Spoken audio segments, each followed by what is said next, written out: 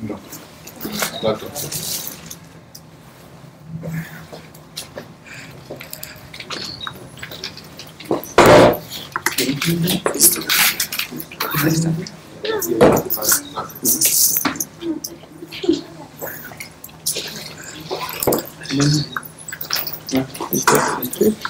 Toma dos.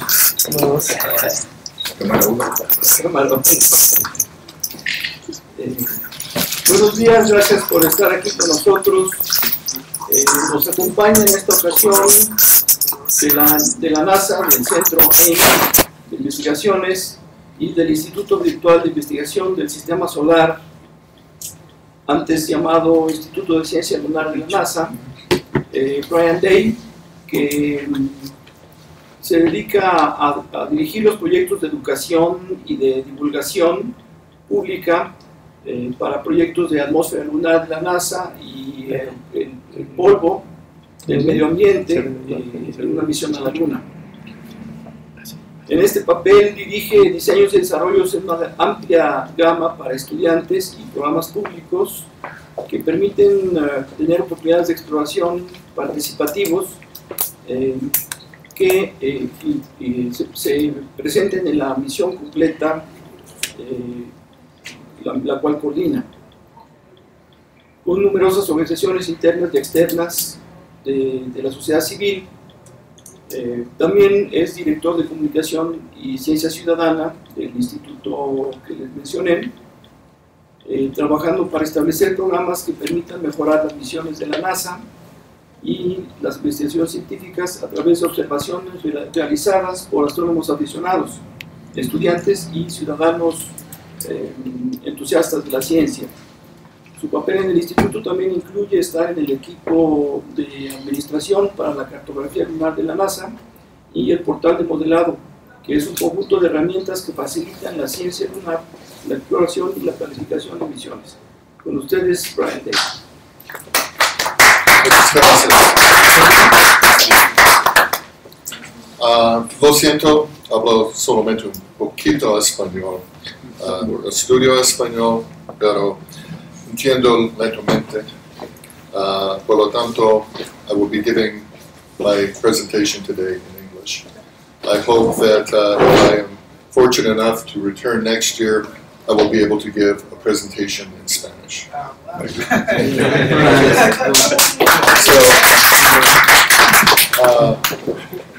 First of all, I want to say that I have been having a magnificent experience here. I've been here for a few days, and one of the highlights of my trip is I was able to participate in Noche de las Estrellas, which was fantastic. I cannot say how wonderful it was. It is, from my experience, the best public outreach science program in the world. And so I am telling all my colleagues at NASA about this. This is a very exciting time for space science in Mexico. You have this wonderful surge of public interest that we saw in Noche de las Estrellas. You have a new space agency. This is a very, very exciting time. And one of the things that I am learning when I am here is that you have a new generation of really fantastic students, brilliant students, who are going to lead to a brilliant future for Mexico in space. So I am very excited to be here. And I will tell you right now that my goal in being here is to begin a conversation in which hopefully we can have a formal partnership between the office I work at, SSERVI, Solar System Exploration Research Virtual Institute at NASA, and Mexico. So what I would like to do today is to begin that conversation and tell you about what it is that we do at SSERVI, what SSERVI is, what we do, and we can compare that to what your goals are and what you're researching, and find areas where we can work together.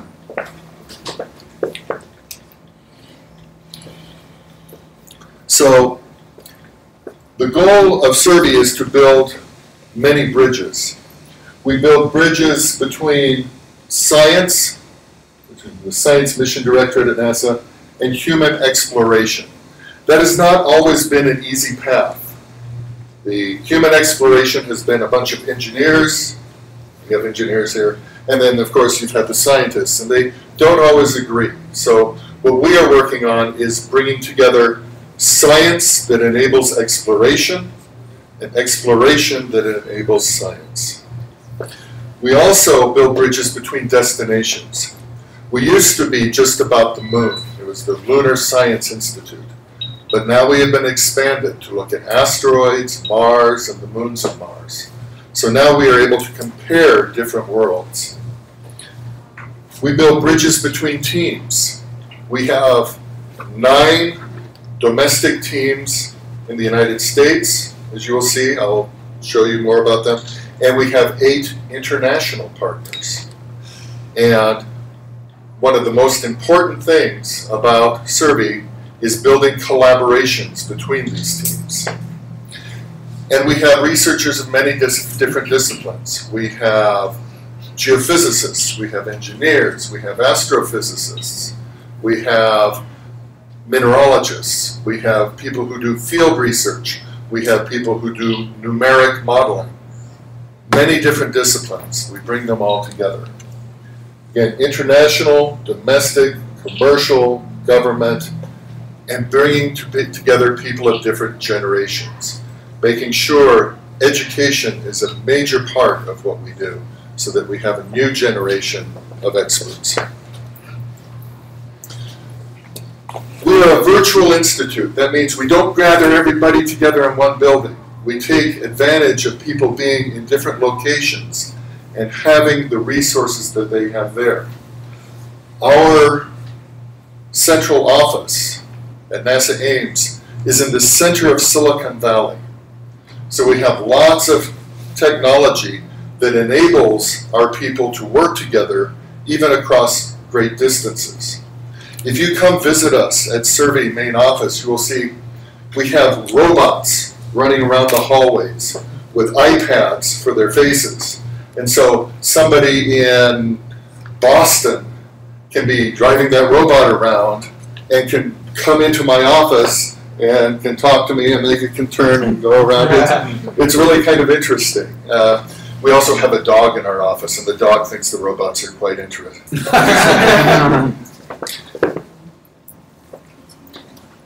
So, again, we are a joint effort between human exploration and science. So we're looking at science that we can do for destinations where we will send people. So we're looking, right now, working in the inner solar system. Asteroids, Earth, Moon, Mars, that area. And we started out as the Lunar Science Institute, and then NASA headquarters told us, you've got to get bigger now, you must think bigger. So now we're looking at, again, this broader territory. So we went from being the Lunar Science Institute to SSERVI.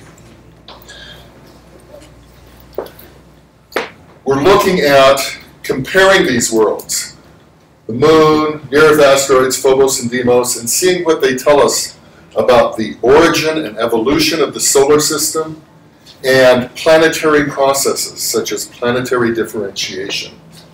We're looking at the dangers that near-Earth asteroids pose, but we're also looking at the opportunities that they present us as resources that we can harvest as we move out into the solar system.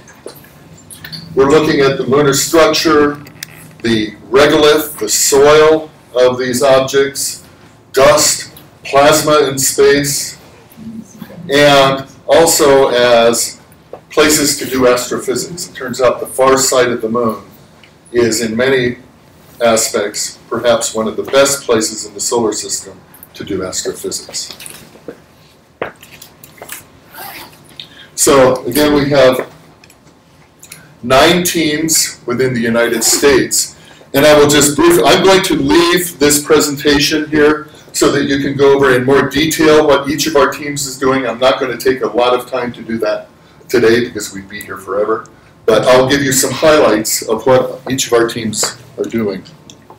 So Dan Britt leads a team out of the University of Central Florida, and he's looking at the regolith of small bodies, the broken up rock, looking at the geotechnical properties, microgravity, space weathering, and hydration, how water may be incorporated into those. Ben Bussey at the Applied Physics Lab at Johns Hopkins University leads a team that is looking at volatiles, water vapor and others, that how those get associated into the surface of these planetary bodies. And he's also doing they're also doing some very good work on producing digital elevation models based on photoclinometry. So instead of looking at stereo pairs of images, looking at how light and shadows interplay to generate a digital elevation model. Bill Farrell and his team at Goddard Space Flight Center are our plasma experts.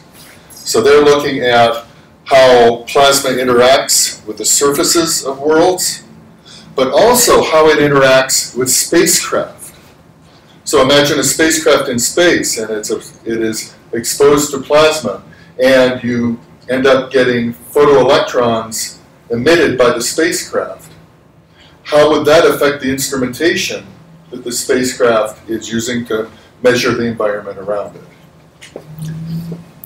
Tim Glotch at Stony Brook University is an expert in remote sensing and determining the structure and composition of surfaces from spectroscopy at a distance.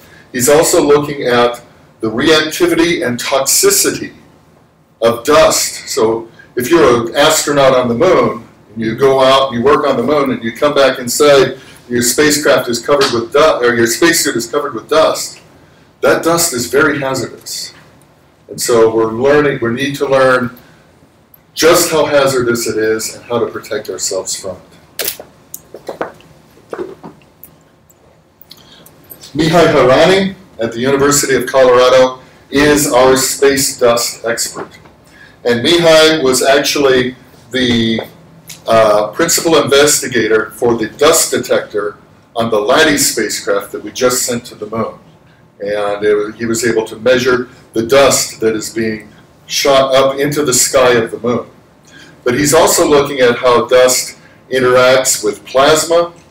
He's looking at how dust interacts with atmosphere, and how high velocity dust, when it strikes ice, can liberate volatiles.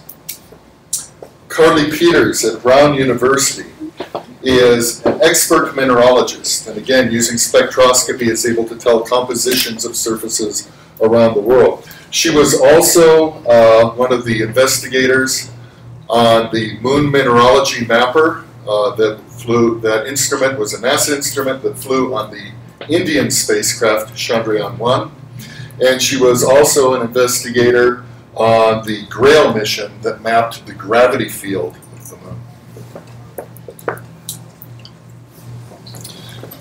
Bill Bodke and his team at Southwest Research Institute, they are doing the numerical modeling, looking at the formation of the solar system, the terrestrial planets, the asteroid belts, how when Jupiter and Saturn started moving, changing position in the solar system through harmonic interactions between each other, how that stirred up the early solar system and caused a rain of asteroids on the early Earth and inner solar system. Jennifer Heldman leads a team. She's at Ames Research Center, and she leads a team that does a lot of field research. So they take robots out into the field. They have neutron spectrometers looking for signs of water beneath the ground, things that we will use when we go to places like the moon to look for resources on the moon. And David Crane at the Lunar and Planetary Institute is our expert in impact, so meteorite impacts and processes, the geochemistry, how that affects. He's done some wonderful field studies where he takes astronauts and students into the field to an impact crater, to like Meteor Crater in Arizona. And they do very careful, detailed, first-hand studies there in the field. Very exciting. It's a great opportunity for students, especially when the students get to work right alongside our astronauts. They think it's pretty exciting.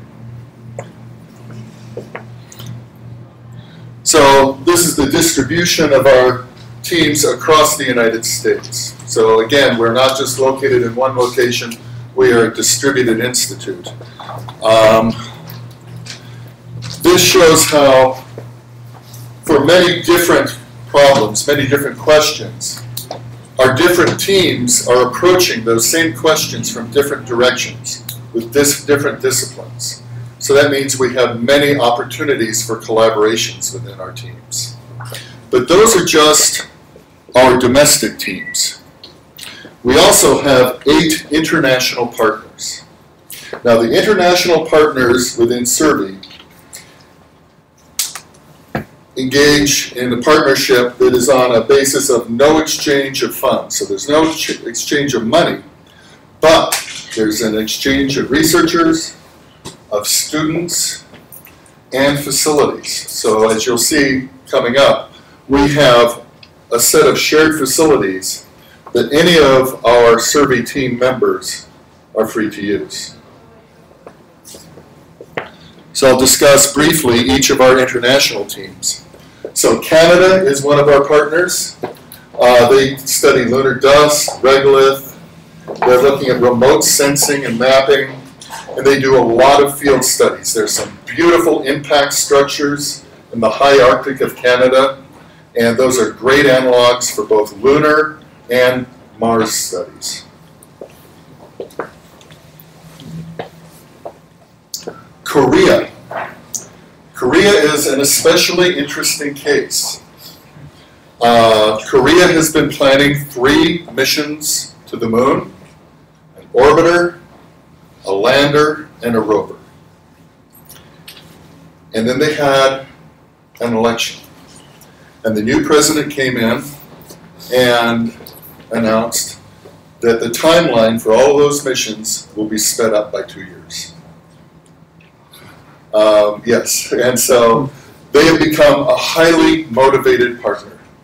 Let's put it that way. So they've got some very exciting things coming up. Right now they're looking for instrumentation that will go, scientific instruments that will ride on their spacecraft to the moon. Again, more and more you see that these types of missions are very international in scope. You will have a mission going somewhere carrying instruments from many different nations.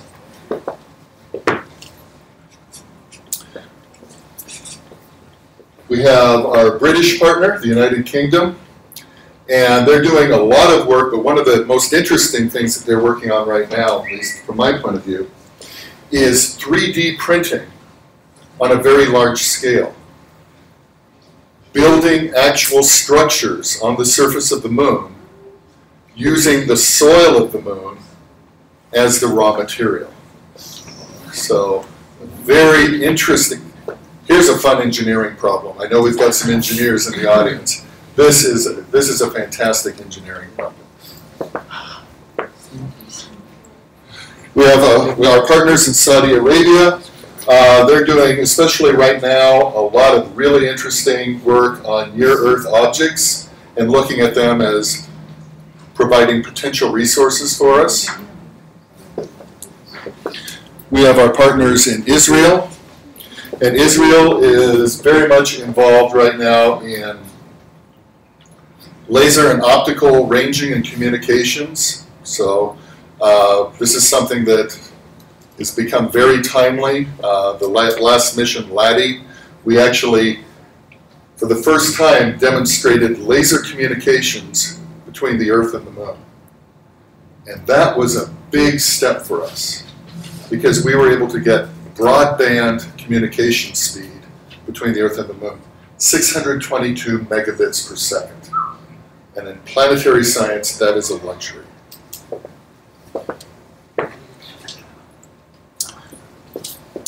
Then we have our partnership in Netherlands. And Netherlands, again, they're doing work in many areas, but one that to me is the most interesting is looking at the far side of the moon as a location for doing astrophysics. Because that is pretty much now the only radio quiet place left. You have the rock, the thick rock of the moon protecting you from all the noise that we are making here. Now, of course, one of the problems has been, well, once you establish a nice big radio telescope on the far side of the moon, you have to get that information back to the Earth somehow, and how do you do that without contaminating that radio quiet environment? But now with the advent of laser communications, you can imagine having a spacecraft that you park out at the L2 Lagrangian point in a halo orbit, so it has a constant view of the far side of the moon, but also a constant view of the Earth.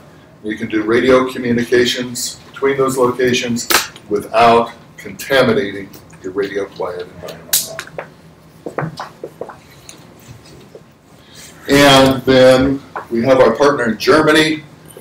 Germany is doing just a huge amount of stuff. They're interested in pretty much everything: lunar geological evolution, the lunar environment, modeling the lunar interior.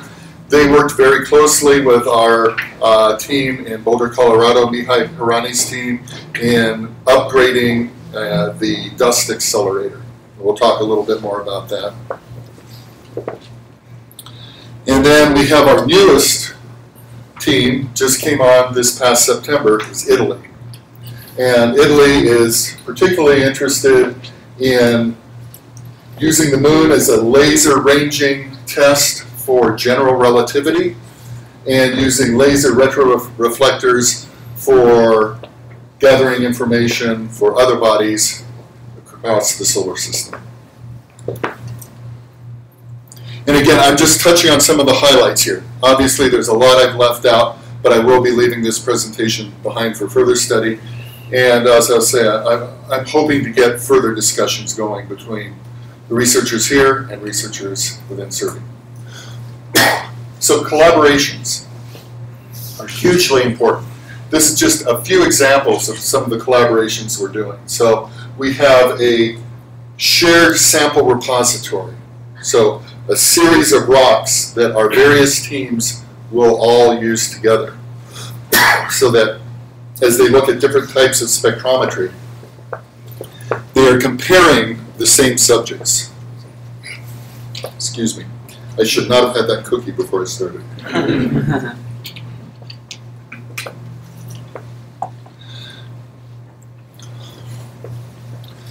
So we take the numerical simulation that Bill Botke's team is doing, along with looking at the geochemical studies that have been done by some of our other teams, and come up with a history of this late heavy bombardment, when the solar system got stirred up by the motions of Jupiter and Saturn and sent asteroids flying everywhere. We see that history recorded on the moon, and we're starting to see that history in asteroids and other bodies. And in some cases, we can see it here on Earth. And so combining all of these different viewpoints to get a better understanding of that very violent time in the history of our solar system.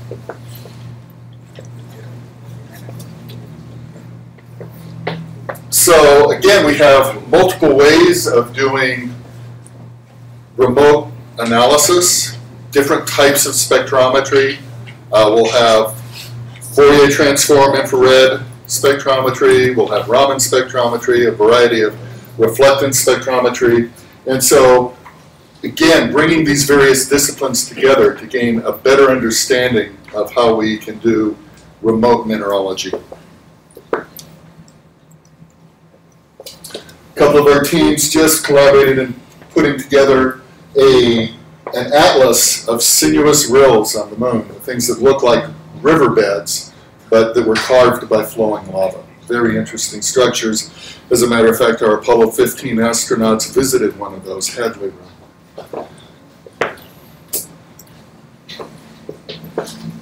So again, a lot of our collaborations also need to include our foreign partners. So we've had field campaigns going out into the field at a wonderful park called the Craters of the Moon in in Idaho. It couldn't be more appropriately named. It's a volcanic area with many craters. We've also had collaborations up in the high Arctic of Canada at the Sudbury impact structure, so a big impact crater. So again, we've had collaborations between our international and domestic partners there. The dust accelerator. So Mihai Morani's team at the University of Colorado has put together this accelerator that shoots pieces of dust at very, very, very, very high speeds. And it was great crashing them into simulant of lunar rocks and seeing how that could cause dust to fly up into the sky, because we had evidence that dust was an active part of the lunar atmosphere, and we wanted to understand the process better. But now that we know that there are hundreds of millions of tons of water ice at the poles of the moon, we don't want that dust just to hit rock. We want to see what happens when it hits ice. And we want to see what happens when it hits atmospheres. And so the German team and his team have worked together in refining that dust accelerator so that we can use multiple targets.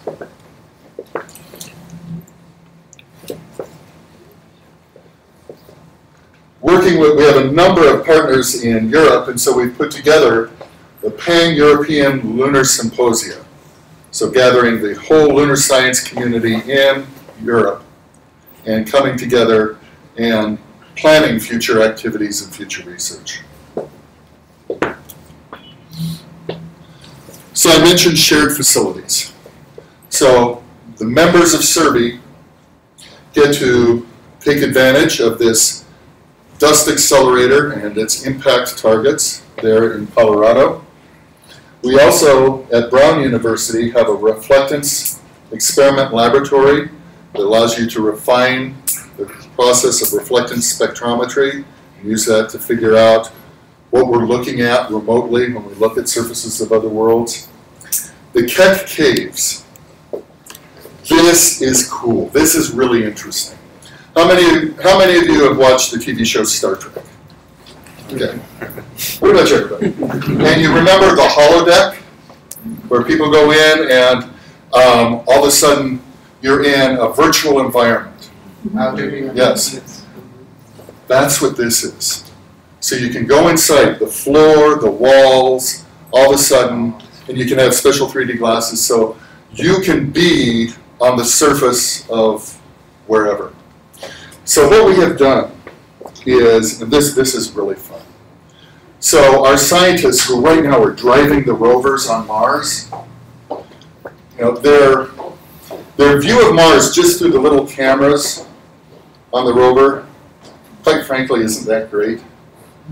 But we do have very, very, very, very high resolution cameras on our spacecraft orbiting Mars. And we can create 3D models so that you can see things at centimeter resolutions. So now what we can do is we can put them down on the surface of Mars right next to their rover. And they're standing on the surface of Mars with their rover. And you hear them talking to each other to say, look at that cliff face over there. I didn't know that. Do you see that band of strata there? Look at that. We've got to go over and look at that. And it's fun to listen to them interact in this environment. So this is a very cool thing. At Ames Research Center, we have the world's largest lunar regolith test bed. It's a big sandbox full of 8 tons of JSC-1A lunar regolith simulant. So if you're going to design instrumentation or a rover that you're going to send to the moon, this is a great place to test it out. Then at Stony Brook University, we have our vibrational spectroscopy lab. And there we're able to do, again, Raman spectroscopy. We're able to do Fourier transform infrared spectroscopy and really get down into the mineralogy of what we're seeing when we look at other planetary surfaces. So these are all examples of resources, shared facilities that are available to any of the SSERVI team members. So a little bit of motivation to become a member of SSERVI.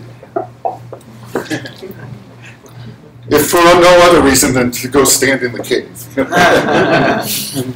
Examples of some of the research, looking at rocket plume interactions with regolith, especially in very low gravity environment. So when you get to a small asteroid, what's your rocket plume going to do to the environment of that asteroid?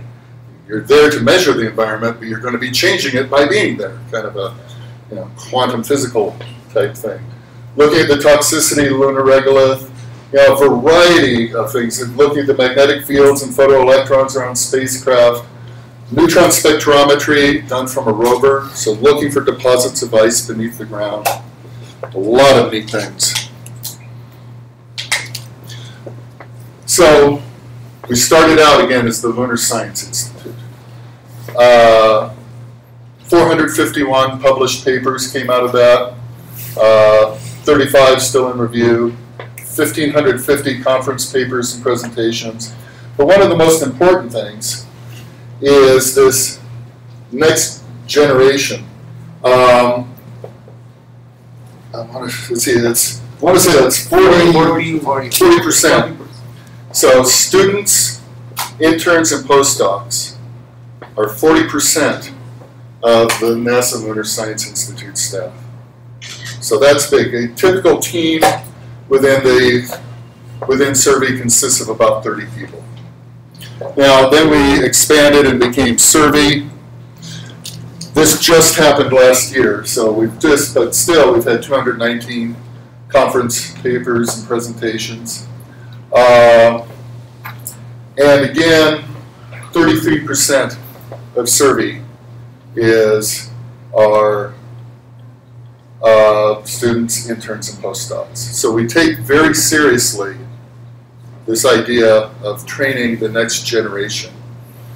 And part of that means an exchange of postdocs between teams. We want collaboration, we want sharing, and part of that sharing is the sharing of postdocs. So postdocs from one team will go experience the research and activities of some of the other teams.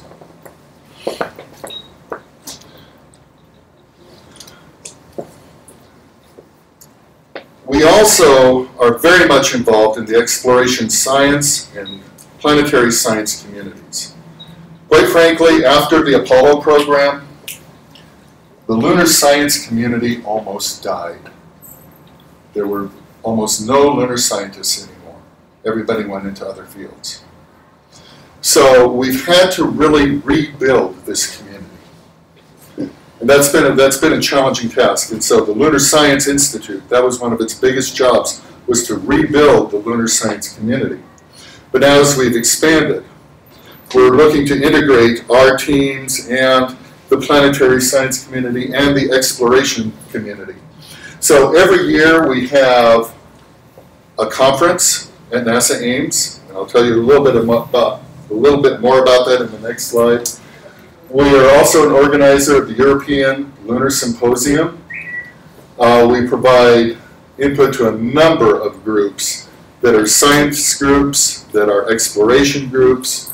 So we provide the interface between the science communities and oftentimes the NASA groups that are organizing and planning missions. We want to make sure that there's good communication as we put these things together.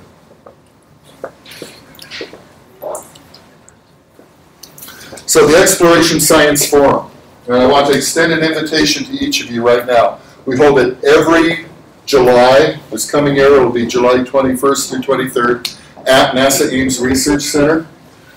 This last year we had about 500 attendees in person, over 100 speakers from all over the world.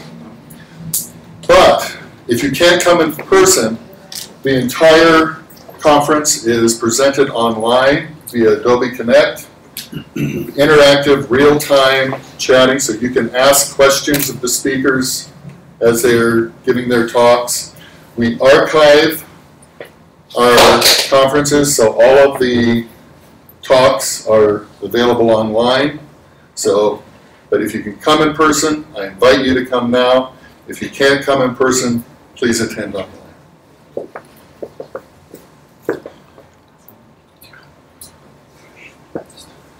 Let's see, I think that's the wrong way. Yes. We're also involved in commercial partnerships. So we're working very closely with the Google Lunar X Prize. You've probably heard about that. And as a matter of fact, this coming April, I've got a group of students coming with a scientific instrument that is going to be flown on one of the Google Lunar X Prize flights. And they are bringing their instrument to our regolith test bed there at NASA Ames to test it out and make sure that it's working the way they want it to work when it gets to the moon. So, in our history, we've trained over 200 graduates. We've established, so when we have our Exploration Science Forum, there's also another conference going along alongside it that is the Lunar Grad Con, which is, again, for graduate students. And so they meet, they come, they talk about their research, the problems they're having, and then they get to meet directly with the leading researchers who are coming to the Lunar Science Forum. We have the postdoctoral study exchange that I talked about. We also have the Next Gen program, where we take people who are new scientists into the field. So they've gone through their postdoc, but they're still getting started. So we have a special conference for them. And again, give them opportunities to meet with the leading researchers and so advance their careers very early, right out of the gate. And we have our student-led virtual journal club, where our students around the world get together and review the latest research in the literature. So, I've come all the way here. I got to talk about my program. This is what I'm doing at SSERVI right now.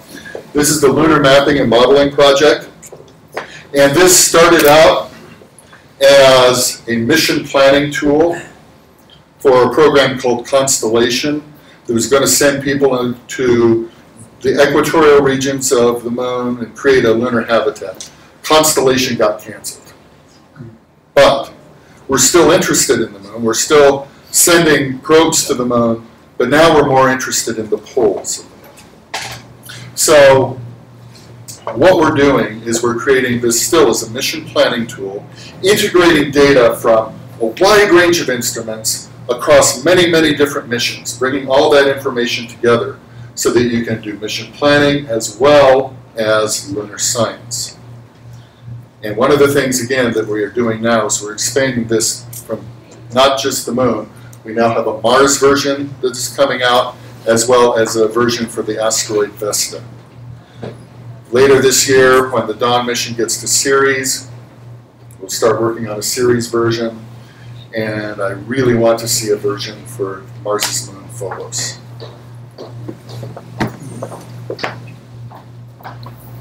So it consists of a variety of analysis tools: lighting analysis, hazard analysis, composition. We have gravity models, imagery, digital elevation models, resources, hazards, all types of things that you might need to plan a mission or to do lunar science.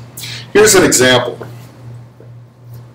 This is an area of the moon called the Marius Hills. And if you look at the Marius Hills just through a regular photograph, oftentimes it just looks flat.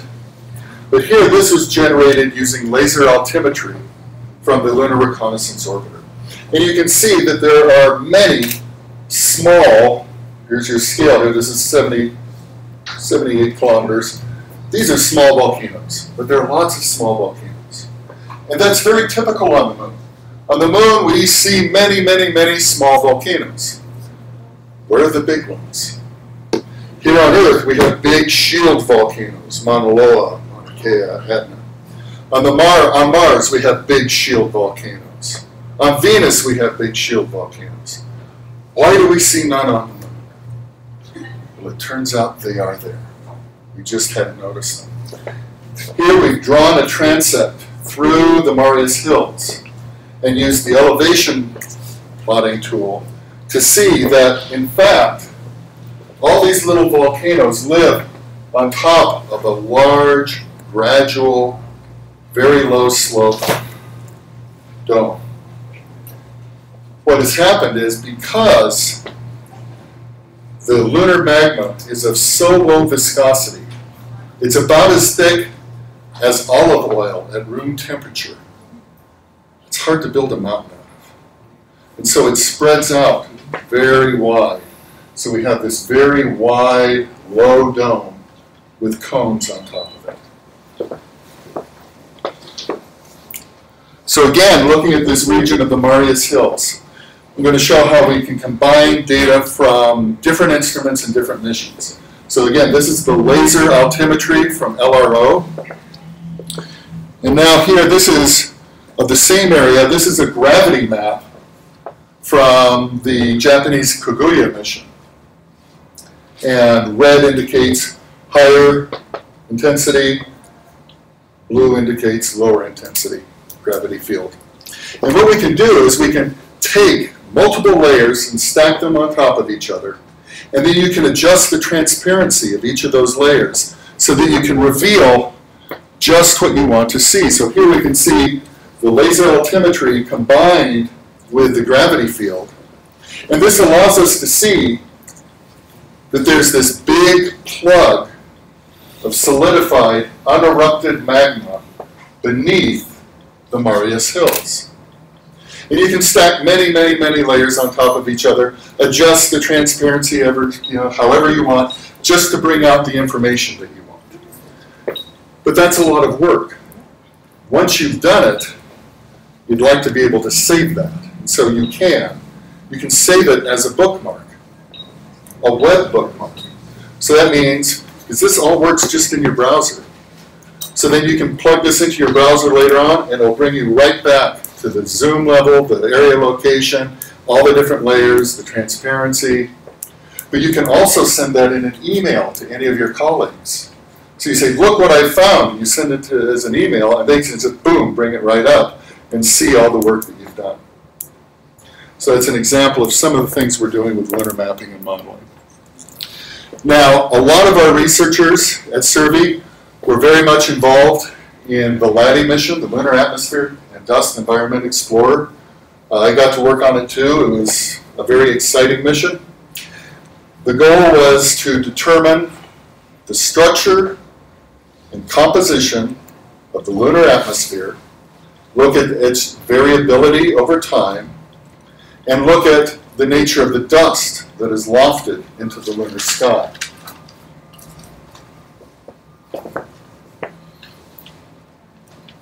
So some of the results are ultraviolet and visible light spectrometer gathered over 1 million spectra. It's going to take us a while to go through that. Neutral mass spectrometer showed variations in composition of the lunar atmosphere between day and night. So our atmosphere remains the same composition between day and night, not so with the moon. The moon's changes. For instance, argon freezes out and it settles down onto the ground at night. And then at sunrise, it vaporizes and you get an argon wind at sunrise. Very interesting. Recorded a lot of dust, and we realized, one of the theories that was in place before we got there was that the dust at high altitudes was deposited there by electrostatic levitation, the difference between the negatively charged nighttime side of the moon and the positively charged daytime side. But we now realize that that dust, at least at high altitudes, doesn't get there through electrostatic levitation. It gets there through impacts, blasting that dust up into the sky. How high? 20 kilometers.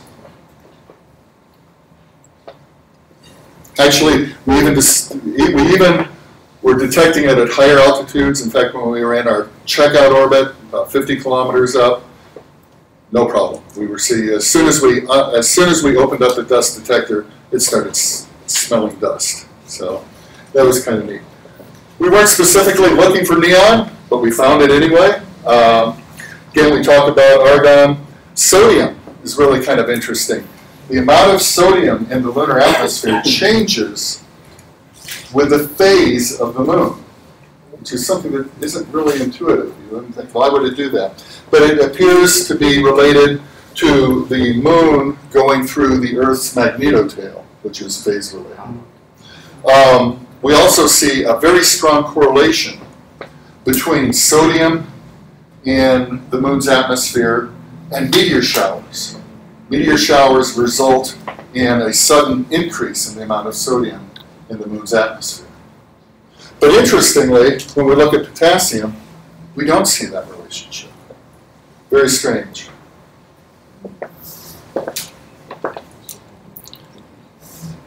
Again, we found we're just beginning to go through all those spectra, but indications of hydrogen, oxygen, hydroxyl, water, carbon dioxide, or carbon monoxide, a variety of things.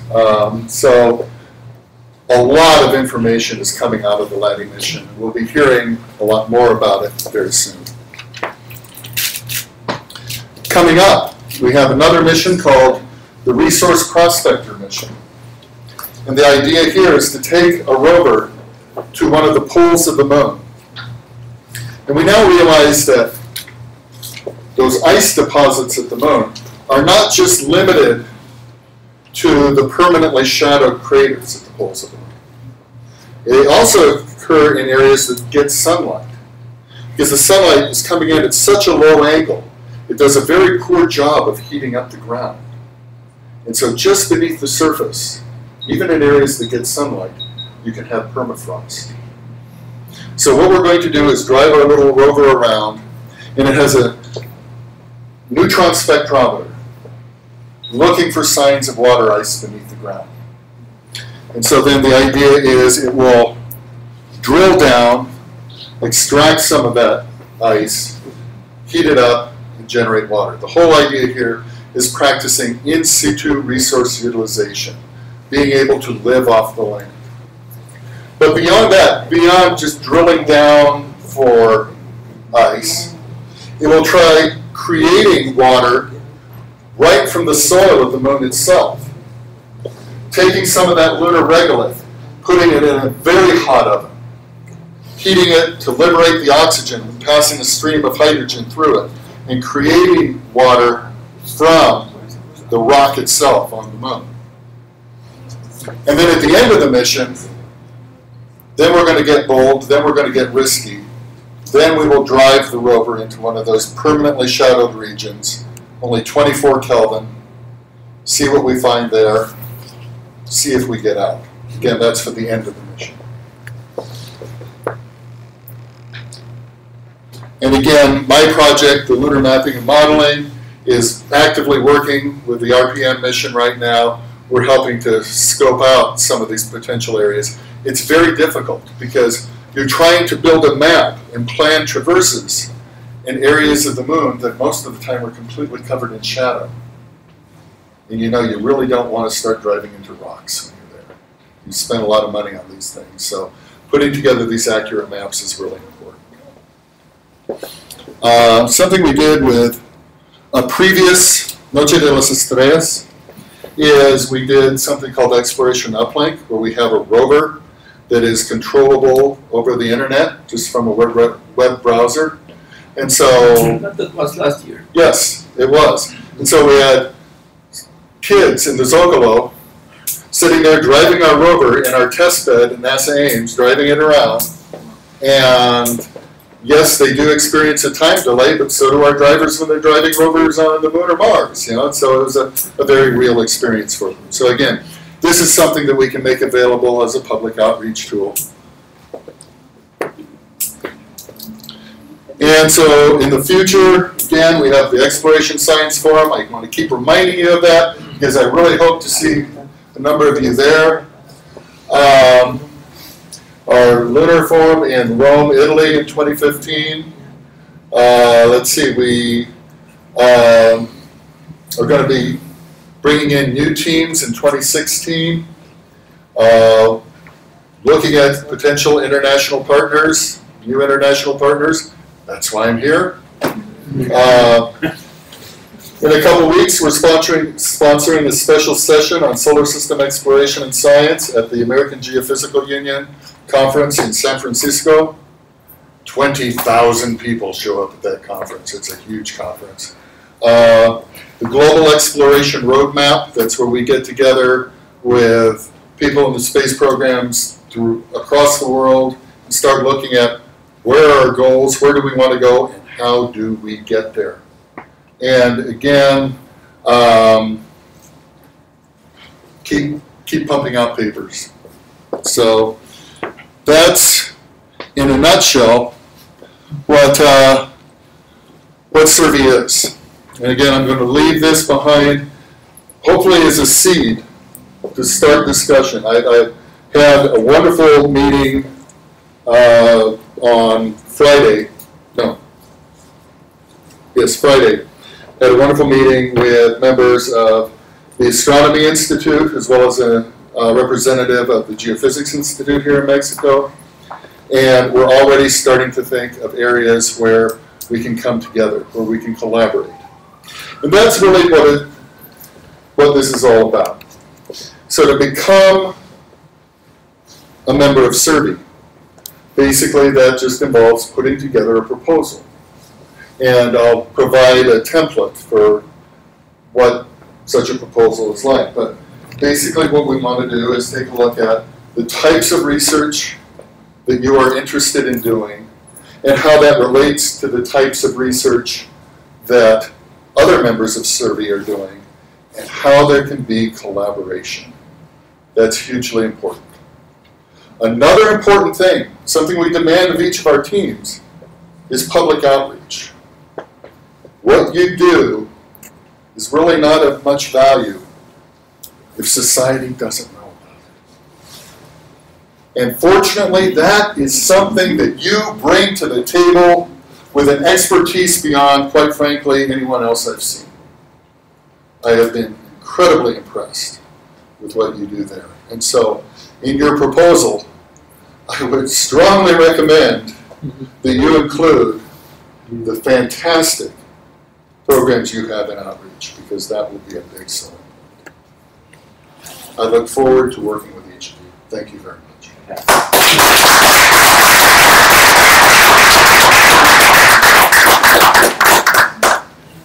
Questions? Yes. Preguntas, jóvenes.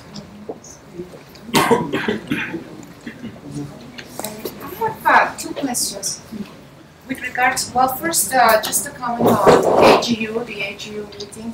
Just not only 20,000 people gathering together talking about science and geology, it's really fascinating, but it's also one of the meetings that is not as expensive nowadays. And you can have people coming from academia, industry, lots of students, because the prices are so much affordable than other conferences. You can attend by day if you want. So I think it's a great forum to be part of. I absolutely agree with you. With regards to your mapping of the volcanoes, actually, I wonder if what is the role of magnetism when it comes to the mobility of dust? Because not only it has to do with the chemical composition, that has to do itself with the type of volcano you have. So even identifying those tiny volcanoes that from afar look exactly the same, we know that they are different from one to the other. And if you add that, for instance, it's not the same having magnetite and having goethite, right? Exactly. So magnetism will play a role in the mobility. Thank you for bringing that up. One of the things I didn't talk about here is we also, SSERVI sponsors what we call workshops without walls. So imagine a small mini conference that might last for 1 to 3 days, but it is strictly virtual. It is attended by people from around the world. You all connect in. You have given presentations and everybody questions.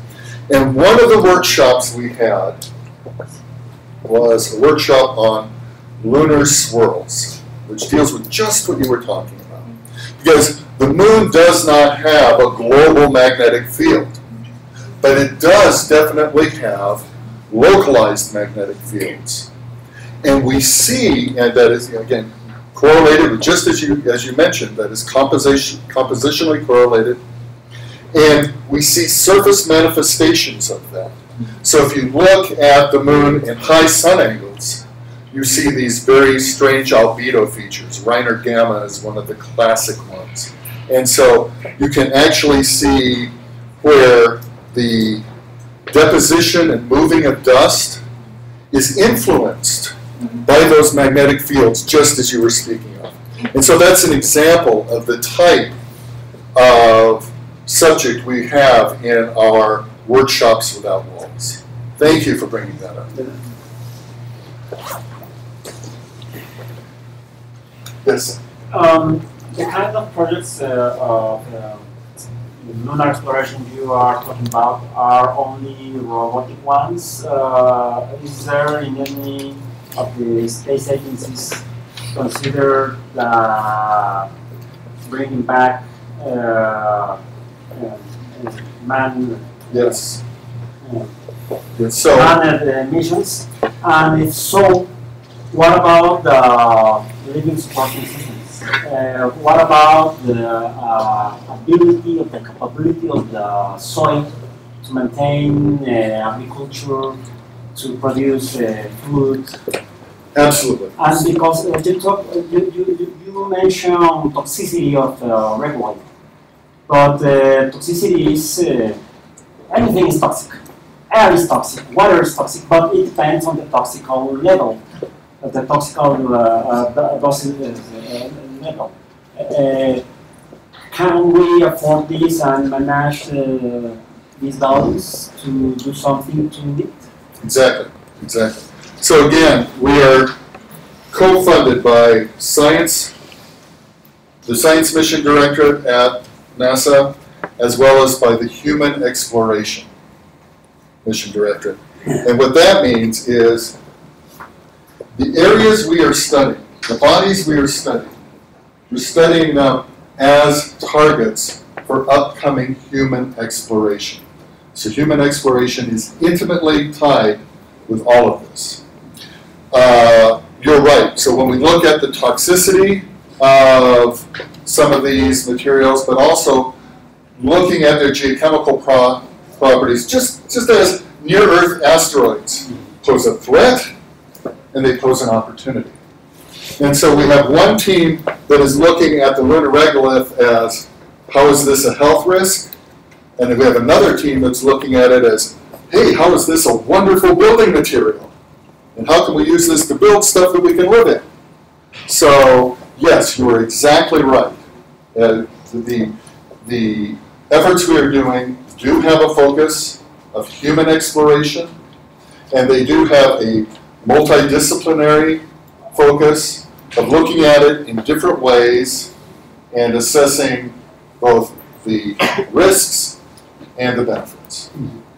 Very good. Thank you.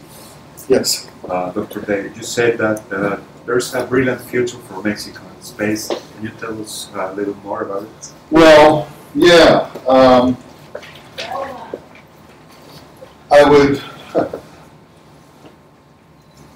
Today on my Facebook page, there are pictures from Noche de las Estrellas. And I was amazed.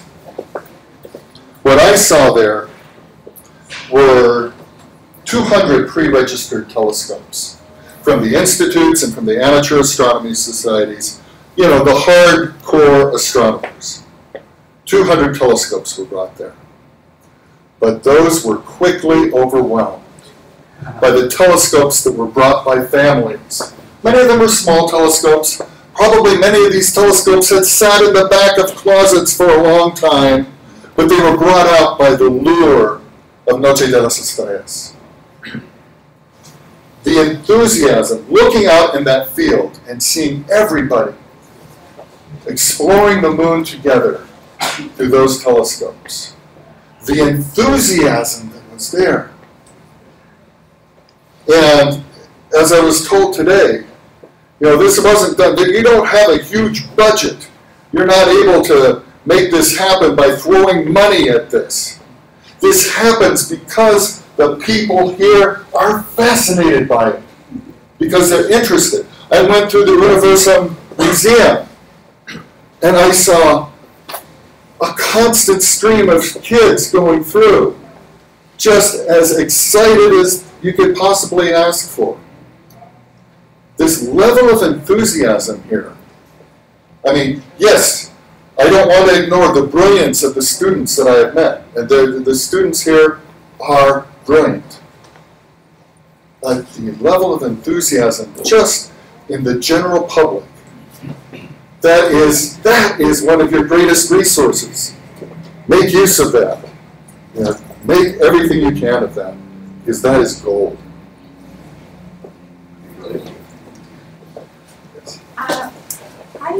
I would like to use this opportunity to make an invitation, because here in Mexico we need resources. More specifically, I was asked by faculty from UNAM to seek for donations of minerals. We have a brand new career of earth sciences, and we need minerals. We need a collection. So luckily, we have German friends who have now gathered a very complete mineral collection for the purpose of teaching. This is a collection that is coming to Mexico. So it's going to be a 3,000 specimens collection that has been classified by our German friends, who are very, as we know, very well organized and all that. And they are, as a donation, it's going to cost us 0 pesos to Mexico.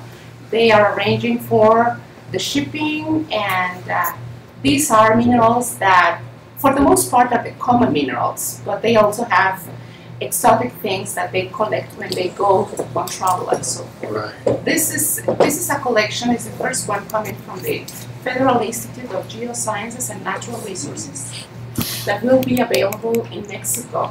This is the first collection this big for the purpose of teaching that we will have in Mexico. But we really need much more than that. It's not bad. It's a good start. It's something that we definitely need because we don't have it thus far. Believe it or not, Mexico is a producer of minerals. It's a very strong producing minerals, but we just don't have those resources available for teaching, if you can believe so. Oh. This is going to be something really exciting.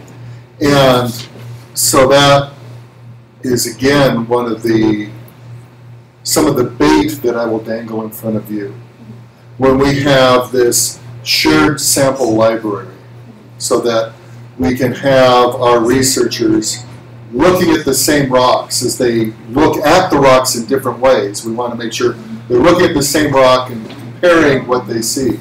And so as your people in geophysics want to look at doing mineralogy, not just here on Earth, but some of the exotic mineralogy that we're seeing on other worlds, having access to that shared library of exotic minerals and having access to the very sophisticated spectrometry, making that available to your researchers and to your students. That's I'm hoping, powerful bait to get you interested in joining us and becoming part of our institution.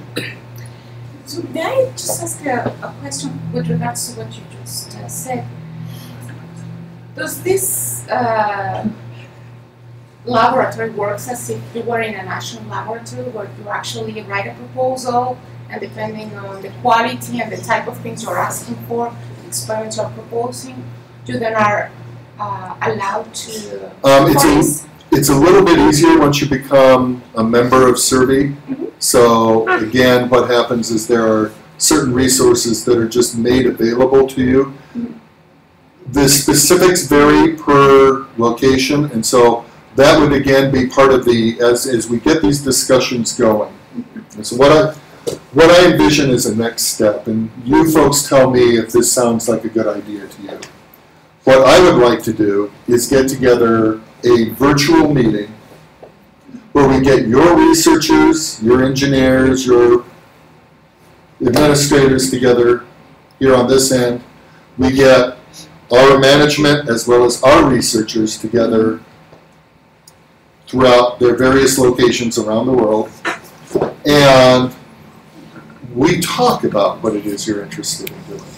We talk about what the resources we have available to you are. We talk about what our other teams are doing and look at how all this comes together. And that discussion right there will probably be very important for you in formulating that proposal. But that's something that, you know, I'm in each of my talks here when I've been at the Astronomy Institute, I've been talking to the people at the Geophysics Institute, when I'm talking to you people here, you know, this is what I'm floating. You know, let's have this meeting. Let's have this where we all come together and we all talk and we see where are the opportunities for us to collaborate. And that's what I'm going to be taking back to NASA with me. This is what I want to see happen. So, Excellent. There's one more question. Yes. Good afternoon. good afternoon. NASA is a huge organization. It is. So I'm going to make a question that I would like to know if in SSERVI you are in touch with optics. Optics, it's a program, performance developed by Daniela De Paulis, that is just sending and retrieving images from the moon bounds.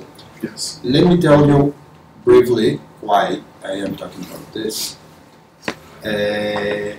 Science outreach, massive outreach, like Noche de las Estrellas in Mexico, the Global Astronomy Month, and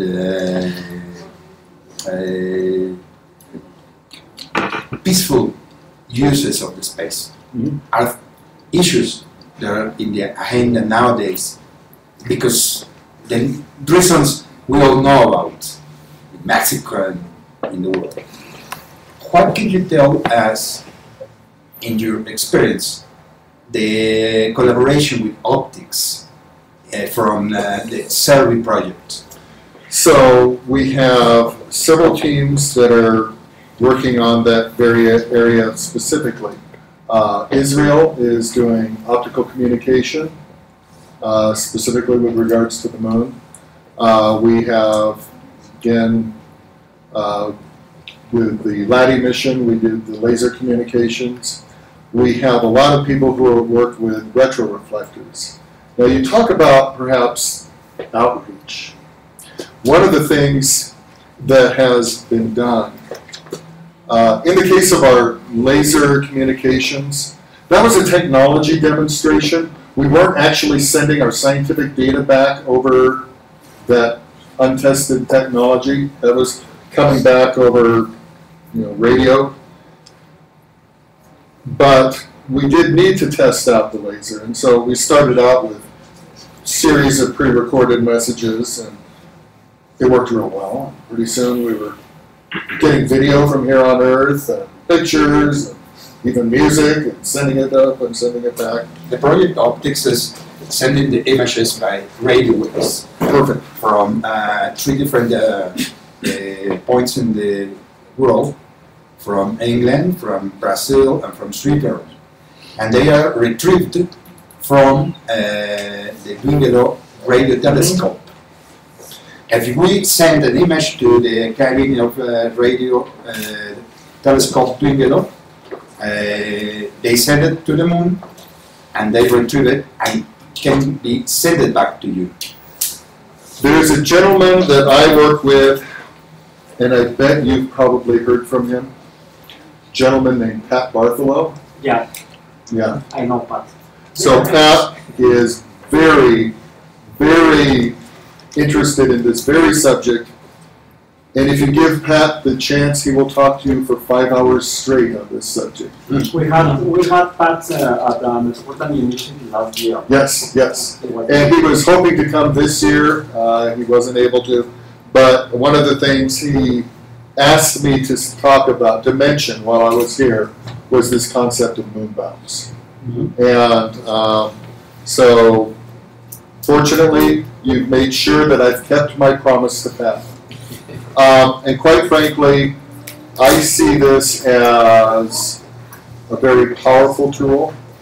We have something that is it is nowhere near as big as Noche de las Estrellas, but we have something that we've been doing called Observe the Moon Night, International Observe the Moon Night. And at one of our International Observe the Moon Nights, we did do an Earth-Moon, Earth radio communication, bouncing an image off from NASA Ames, bouncing it off the moon and returning it to Earth. There's a lot of power to this type of thing.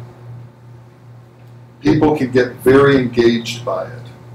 It's similar to an outreach event. Something that is incredibly simple is you get a single memory chip, which weighs virtually nothing. When it comes to you're always worried about your mass budget on a spacecraft, but typically you can find room for a single memory chip.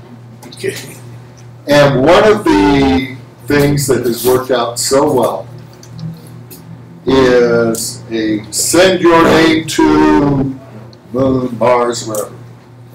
And so for the mission website, you make it possible for people to enter their name, and it gets recorded on that memory chip, and it flies to wherever it is. And people pay more attention to that mission. I mean, even for me, I remember my first moon mission was the L-Cross mission. And those of us who worked on it actually had our names engraved on the inside of that spacecraft. And the spacecraft crashed into the moon very violently, and so my name is now spattered across the surface of the moon. But that's still, there's a coolness factor there. But to be able to take art, to take an image, to take music, to take a video, and send it to the moon and have it come back, and have people here on Earth hear that, there's something special there. So yes, I very much support that idea. I think that, and please keep this in mind as you start thinking about the public outreach portion of your proposal, because again, this is a concept that we are familiar with, that we have done, and that I would be more than happy to see continued and advanced. There you go, on the SSERVI website. That's it. Yes. They have you have an article regarding this. Yes. May I show the people? Please, yes. We are talking about this. This is the SSERVI website, and right there is the publication of an article about optics. So my answer to you is you're not going to have to twist my arm terribly hard. Thank you very much.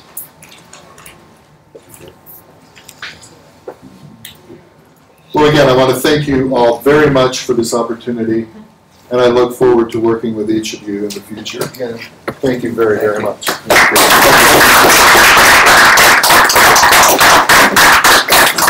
De parte de la Agencia Espacial Mexicana le vamos a entregar a Brian Day este reconocimiento. Muchas gracias. Here. Sí.